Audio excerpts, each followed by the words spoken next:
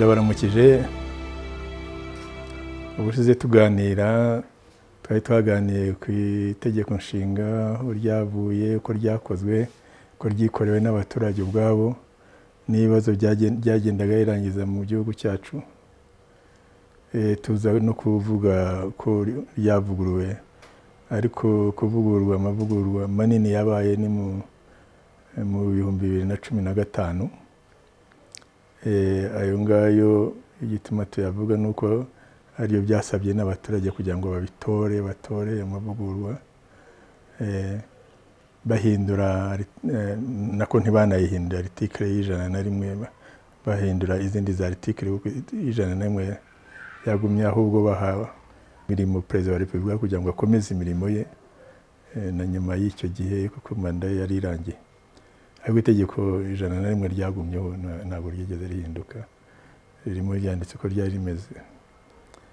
Ngira ngo n'icyo gihe nuko nyine igihe gishize nabivuze, nuko abaturage nyine bari bumvise itegeko nshinga ku kimuhagaritse ari uko muri article y'101 ko hari manda ebyiri gusa, ariko ntibareba yuko hari uburenganzira bafite. Icyo gihe article y'183 yavugaga ibintu byinshi abaturage bahindura, bagira naho kuvuga bati iyo hari umuperezida ukoze nabi, abaturage bashobora kujya muri referendum bakamukuraho, bakamuhagarika. Ariko haba hari umuperezida ukoze neza, abaturage bakajya muri referendum bakamwongerera. Iyi article yari ihari, nubwo abantu bakomeje kugenda bavuga ngo ni 101, ariko article bakoresheje niyo ngiyo. Burya n'ababikoze bandikiye inteko zishinga amategeko, ariko ziga iyo ngiyo y'193 nibyo byatumye noneho kuko byagomba kujya muri referendum, kugira ngo noneho bavuge perezida uriho ko yararangije manda, abaturage bakaba bashaka kumwongera, bigende biti. Nibyo nicyo cyavuzwe, nicyo cyanditse mu itegeko nshinga rishya ubwo bavuguruye. Ariko nk'uko byari bimaze, byatumye harimo n'izindi za article usanga zitakigera ku gihe, bazikuramo.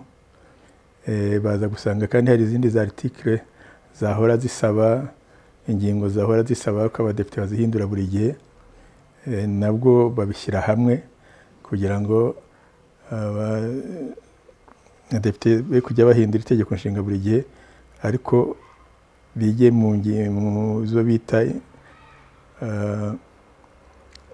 itegeko ngenga bariha ububasha bw'itegeko nshinga. Iyo abadepite bashobora gutora by'itegeko ngenga, mbese aho guhamagara abaturage buri gihe. Hanyuma rero akaba rero n'ibyo bigomba kujya mu baturage, ngira ngo article ubwo yarahindutse 175 cyangwa na 6, nuko ntazibuka neza. Ibyo nibyo twagira ngo tuganire, ariko ubyo kugira ngo tubyinjiremo tuganire n'izi article zahindutse, byagenze bite, intambara yabaye, mbese abantu ko bikoze, uko abantu bimobilije kugira ngo babigereho, uko noneho na komisiyo yarebaga iby'itegeko nshinga yashatse kugira ngo ibonereho ihindure ibyari bikwiye guhinduka, inteko zombi zibitore, ariko noneho n'abaturage babitore muri referendum birashakwa. Ikinini cyane cyaje kindi uretse iyo article y'101 ntiyigeze ihinduka, yagumyeho. Ni yewe n'iriya 143 yo ntishobora no guhinduka, ahubwo niyo yakoreshejwe kugira ngo bahe uburenganzira perezida kugira ngo akomeze, kuko babifatiye uburenganzira ko umuperezida ukoze nabi abaturage muri referendum bashobora kumukuraho, umuperezida ukoze neza abaturage bashobora kumwongerera. Byari birimo. Ntabwo rero abaturage bamenye ko ari ibyo ngibyo, bagiye kuri ya yindi, ariko ntibyabujije nyine ko abari babizi bo babikoresheje iriya kugira ngo icyo abaturage bifuza kigerweho. Ngira ngo ubwo kugira ngo tuzabyinjiremo byose bizashaka ikindi kiganiro kinini, kuko muri iki gihe twagira ngo tuganire ku bya generasiyo zagiye ziza, kuko ni ikintu kigezeho kugira ngo twumve generasiyo zacu mbese twifuza ni izihe, zikora iki, misiyo ziba zifite ni izihe. Ibyo rero nkomeje ku bya generasiyo, ngira ngo nari nabyanditseho, nahereye kuri generasiyo z'igihe cy'ubukoloni, nahereye kuri 1930 kugeza mu 1959, ko habaye generasiyo mu by'ukuri irimo ikora transition iva ku muco wacu n'ibyacu ijya mu by'abazungu, itangiye abize cyane cyane abagiye mu mashuri n'abagiye mu madini bagomba bireba ko ibyabo batangiye kuvuga ko ibyaba ari bibi, ibyiza ari biriya byaje. Iyo generasiyo niko yari imeze. Urumva misiyo yari yo gukwiza ivanjiri, no abasivili gukwiza amajyambere cyangwa umuco wa kizungu. Nibyo byabayemo, ariko sinzi ko ari icyo bakoreye u Rwanda. Ibi rero byatumye muri 1959 haba intambara, noneho igihugu cyicamo ibice, bamwe barahunga n'abandi. Ahubwo rero harimo ibice bibiri bya generasiyo. Hari generasiyo zagumye mu Rwanda, hakaba na generasiyo zagiye hanze. Turebye nk'izagumye mu Rwanda, kuko icyo gihe parti Parmehutu yayoboraga iyo yari irimo yigisha amacakubiri, ishaka kugira ngo Gahutu akomere, kugira ngo yerekane ko Gatutsi atabaho adakwiye kugira n'icyo akora.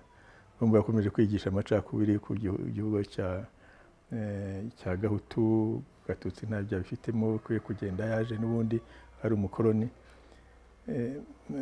Ugasanga bahaga misiyo urwo rubyiruko kugira ngo rwirebemo amacakubiri, rwe kwireba nk'abandi, rwumve ko igihugu ari icyabo, abandi nta gihugu bagira. Nicyo cyigishijwe. Ariko abari hanze muri icyo gihe, cyane cyane guhera 1967, icyo mibigera 1967, kuko mbere abari hanze bari bazi ko bazataha, koloni yabacyura, ko inari n'umwami Kigeli babacyura, ko ibihugu biriya byose by'amajyambere by'abasosiyalisite, za Tanzania, z'Ubushinwa, za Czechoslovakia, za Rusiya, ko zabafasha zikabacyura, kuko bariya abandi bari mu bice by'abakapitalisite by'Ababiligi. Ariko biza kubaho barushijwe amaboko 1965, 1967, inyenzi ziratsindwa. Icyo gihe rero izo generasiyo zari zifite icyo cyizere ngo bazataha, abantu bose bajya muri shuguri kwishakira uko baba bameze. Kwari ukwishakisha, nta misiyo bari bafite. Urumva bo bumvaga ari ukubanza kubaho, mbona agashuri, nshake akarimo, ndebe uko nabaho. Nibyo byariho muri iyo generasiyo yo hanze. Inyuma buhoro buhoro, ariko uko bikora abantu bakibaza, ariko se biti uko imyaka igenda iba myinshi n'ibiti. Habanza kuza uko abantu babiganira, bakumva bati icyo dufitiye uburenganzira hanze byo kuririmba indirimbo zacu, no kubyina, reka ari byo tujyamo.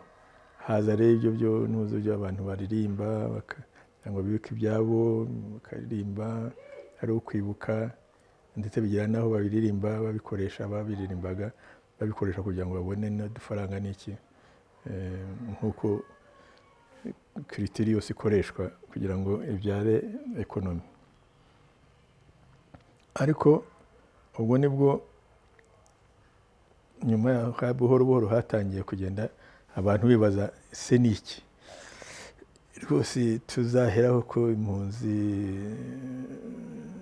zagiye hanze na oyiwa yazibagiwe na Loni ikazibagirwa bimere bityo.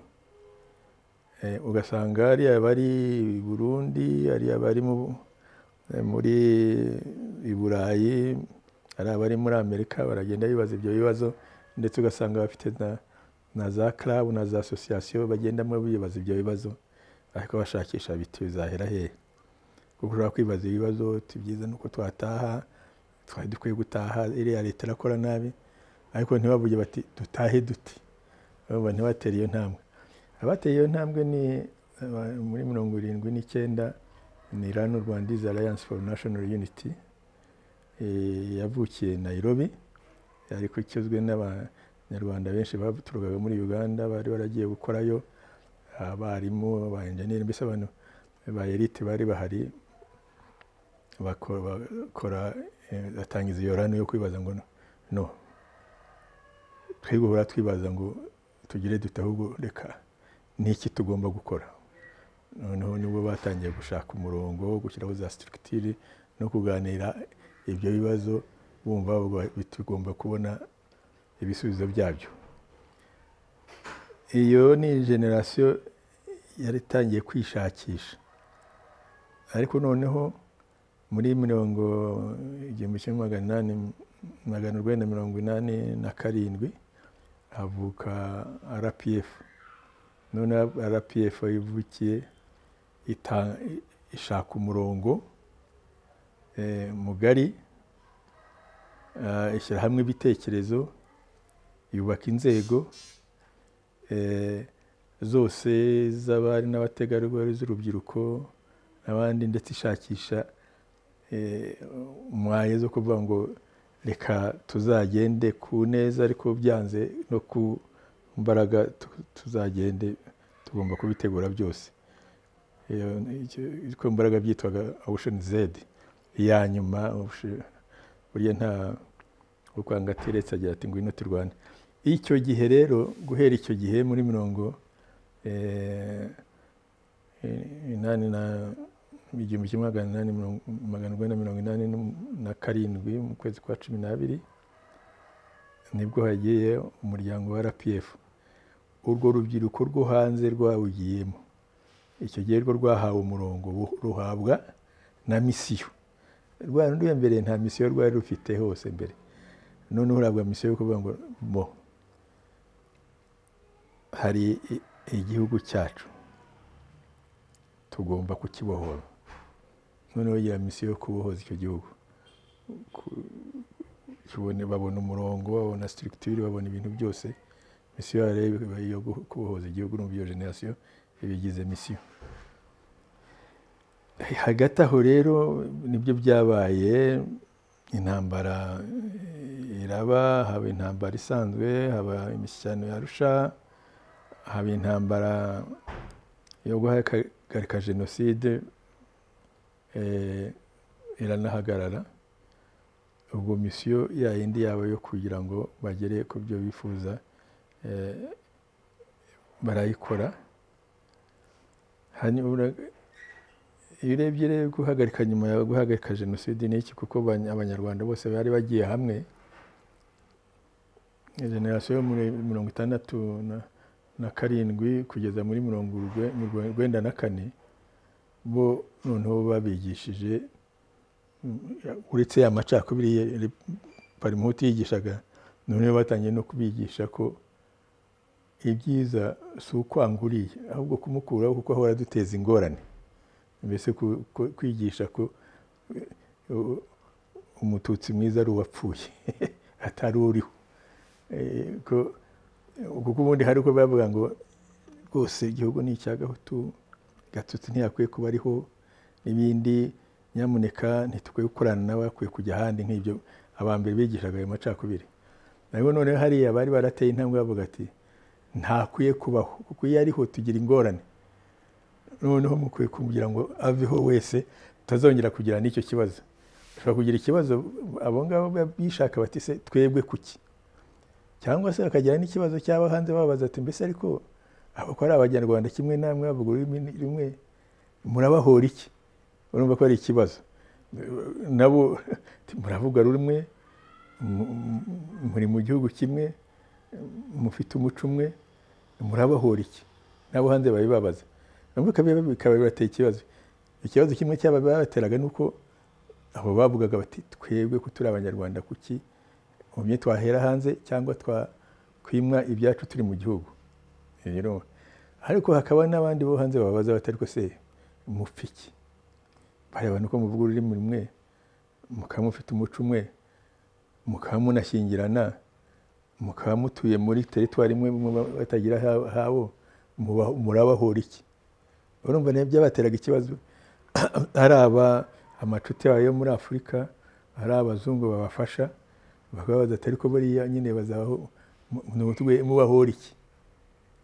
Agasanga rero aho kugira ngo bahore icyo kibazo cyo gusobanura ngo tubahora iki n'iki, kandi iteka bazahora bibabaza bati byiza nuko bavaho abantu bakabibagirwa.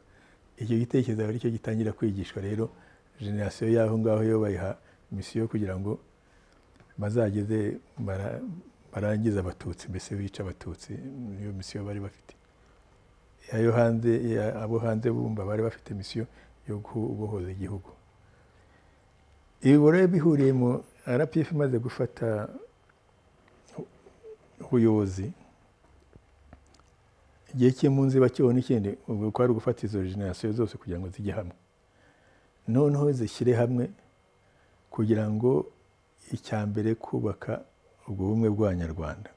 Bahawe iyo misiyo, nyamuneka turi bamwe, dukwiye kubaka ubumwe bw'Abanyarwanda, kuko biri iby'abandi nyine bababwira bati ko muri bamwe, mukaba mufite umuco umwe, mukaba mufite ururimi rumwe, mukaba mwemera ibisa, mukaba mutuye hamwe, ntiki mupfa. Noneho bagahera nyine se dupfa iki? Urumva niho baheraga bya bindi by'abandi bababazaga. Usanga rero noneho misiyo haye, ubwo batangiye kubona misiyo yo kugira ngo twubake ubumwe bw'Abanyarwanda. Ariko kugira ngo twubake ubumwe bw'Abanyarwanda ni ukugira ngo tubanze u Rwanda turuhe umutekano. Umutekano w'ibintu ni umutekano utangwa na gisirikare, wigizeho bariya bakomeza gutera kugira ngo batagaruka kuza gukora jenoside. Umutekano w'imbere mu gihugu, harimo governance nziza kugira ngo na hatoya umwe ataryamirwa undi akaryamirwa. Kubera kuryamirwa nka kera, uzi ko imbere nta mwana watsindaga yaremererwaga. Umwana w'umwaka ukabona yaragize, kuko atari kugira ngo na Sekarije yabivuze ati umwana w'umuhinzi yabona ishuri rya segonderi wa burugumesitiri atararibona. Ibyo urumva ko ari akarenge gukuraho ibyo. Burya n'intuza ni uko uwo muhinzi ntabwo yabaga afite intuza umutekano, kugira akana ke k'agahanga karusha guriya ko kagagarika kakazajya guhinga nkawe, wa wundi akazamuka kandi yari umuswa. Barimo bitera umutekano we. Nibyo mvuga ni ko bashaka umutekano w'ibintu imbere, ubuyobozi bwiza, ubuyobozi bwegereye abaturage, buganiriza abaturage ibibazo byabo, ariko noneho n'ibibazo kugenda babirangiza ubwabo. Noneho si n'ibyo, n'ubuyobozi bureba nyine ibibazo binini by'abaturage, se hari inzara, hari iki, ibyo ngibyo.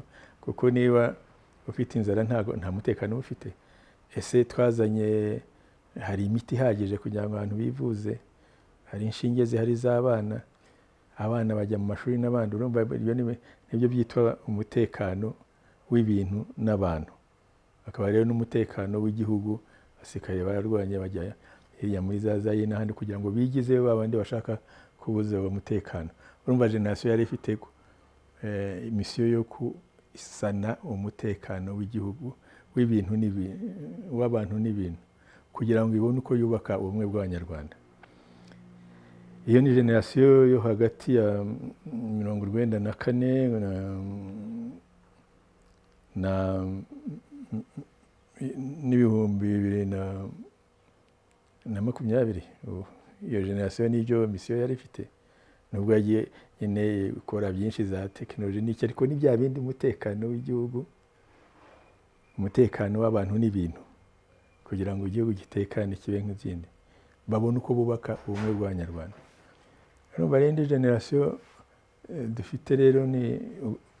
ni generasiyo iriho ubu ngubu yenda guhera muri 2020 kugeza mu 2050. Urumva ni generasiyo iri muri development, kuko development yatangiye gutera imbere, kuzana amajyambere, kuzana iterambere mu gihugu. Ibyo byaratangiye, ariko noneho uko byatangiye hari ukubiteza imbere. Ariko iyi generasiyo irangije yari yatangiye kubiteza imbere nayo. Yerije yo ntiza kureba iti kw'ibintu ko aba badusigiye ibi ngibi, basizigiye igihugu cyubatse gitangiye kugenda kiha agaciro, twe dukora iki? Misiyo yacu dufite niyi. Misiyo yacu bifite ubwo budahangarwa bw'icyo gihugu bwa bifite kibwubake. Ubu ngubu abantu bahari uza akagusuzugura kuri akantu gatoya n'ibindi, noneho twibake tube banini kugira ngo bataza gusuzuguzira akantu gatoya. Ndetse kubaka ubwo budahangarwa ni ukubwubaka rero, ukora ibyo abandi bakoze, tekinoloji yizana, siyansi yizana, ibintu byose bikaboneka. Rero ifite iyo misiyo yo kubaka ubwo budahangarwa. Ubwo budahangarwa rero kugira ngo tubugereho nuko tugomba, iyi generasiyo igomba gukora cyane kugira ngo n'ibihugu bituri imbere tubifate, tugendane nabyo. Kuko nibwo budahangarwa bwaboneka igihe cyose. Nawe ndikubwira ngo kariya uyu nguyu namuhaye amafaranga yo kurwanya malariya, ati natakora ibyo nkoze ejo nzayahagarika. Urumva ntabwo ufite ubudahangarwa. Ariko icyo gihe rero wowe yigirire imiti ya malariya uba uyikora, cyangwa ufite amafaranga yo kugura. Iyo generasiyo nibyo ifite. Uba ufite tekinoloji yo kugira, uba ufite ubukungu buhagije bwo kubyigurira cyangwa kubyikorera, nawe ugurisha abandi, ubwo uti iki ndakibaha namwe mumpe kiriya. Atarakuza avuga ngo nje kugufasha wakana we, ariko kora ibi, niba utabikoze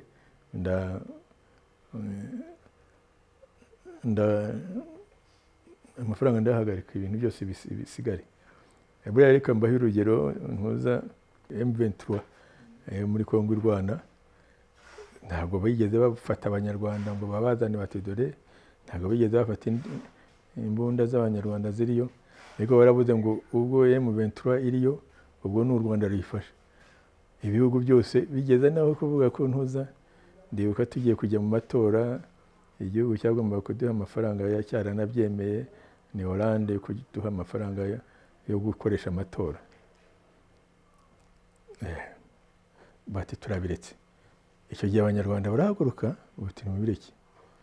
Abagore bazana ibitenge byabo, abazi kubaza bibariza utuntuza twazo, mbese barabyikorera, amatora aba meza kandi aba meza cyane kurushaho.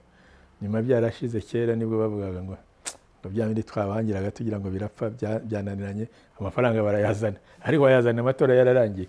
Urumva rero nk'ibyo rero generasiyo dufite ni idashaka kugasuzugura, kugira ngo abantu batazababwira, kugira ngo utabona ko gasuzugura no kugomba gukora, ukabafata muri tekinoloji, ukabafata muri siyansi, ndetse ukabafata muri ekonomi yawe. Niyo misiyo rero y'iyi generasiyo dufite ubu ngubu. Ubundi iyi generasiyo icya mbere ifite cyiza, kuko buriya twagiye tubona za generasiyo zagiye zibura misiyo kubera ko zitagize n'abayobozi beza bazibaha. Hari n'izo twabonye zitari zifite, ziboneye misiyo ubwazo, zishakira n'abayobozi. Mbese nk'iya generasiyo hagati ya 54 kugeza muri 80 na kangahe, byarishatse, nta bayobozi bari bahari, bo bishakamo abayobozi, mbese aba ba RPF mabaye abayobozi. Urumva hari generasiyo nk'izo, nari nibagiye no kukivuga. Nk'uko babibazaga rero uti ni ibiki ingorane baba bafite, cyangwa nagira ngo mbanze mubwire ibyiza bafite, nuko bafite ubuyobozi bishaka, bwigisha urubyiruko, rubereka ibintu byose, ndetse kwigisha urubyiruko rwashyiramo ibyo bitekerezo byo gutera imbere, kujya imbere, kugira agaciro. Uretse n'ibyo baha urubyiruko urugero babashyira mu buyobozi kugira ngo bayoborane n'abandi babimenye hakiri kare, kuko ejo nibo bazaba bayobora bonyine. Nta handi ushobora kubibona uretse mu Rwanda, niho bashyiramo abayobozi guhera ku mudugudu kugera mu kabineti. None ingorane rero yaba ni uko nubwo bafite ibyo ngibyo hagira hatya hakaboneka ikintu kibabuza wa murongo, kikavuga kiti uyu murongo ni mubureke, abantu bakabyibagirwa. Naho ubundi cyangwa se habonekamo bakwicamo ibice bibiri, hakabamo bamwe bajya muri politiki mbi, abandi bajya muri politiki nziza bakarwana, wenda bamwe bakarusha abandi amaboko cyangwa bikagira nk'ibyo. Nibyo byabakora. Ubundi nyine hari uko abantu bibwira bati bo barakora, ariko abantu uko bashyikiriye ibintu barabona bajya kwivuza bitabaruhije, barabona amashuri bitabaruhije, si nka mbere, barabona byose, bava kwiga bakabona imirimo cyangwa bakanayishakisha, ariko bakabona leta igenda ibafasha kubikora. Abantu baradamara si nkatwe kera ko umuntu yihingaga kugira ngo agireho. Wenda abantu bagagira ubwoba bati bariya abantu buriya bazabigeraho iyo misiyo. Ariko burya ni kwibeshya, burya ni ukutareba bose. Iyo ubirebye n'ubundi iyo abantu bari hamwe, uzarebe no mu muryango. Burya no mu muryango abantu bose siko bakora kimwe. Ujya kugera ukabona umwe ukora, iyo ageze Imana akabona akabimufasha, abandi wenda ntibakora ariko bigakora bigatera imbere n'ibindi. Naha rero buriya harimo urubyiruko rubyumva, rwumva ko ari ngombwa kandi rubikora. Ikishako rero ahubwo ni ukugira ngo abe ari ruba rwinshi, rwa rundi rutabyumva rube ruke. Iyo niyo ntambara ibiriho. Naho ubundi cyatuma tutahagera. Ndashimira abaneza amatwi n'abazantega amatwi.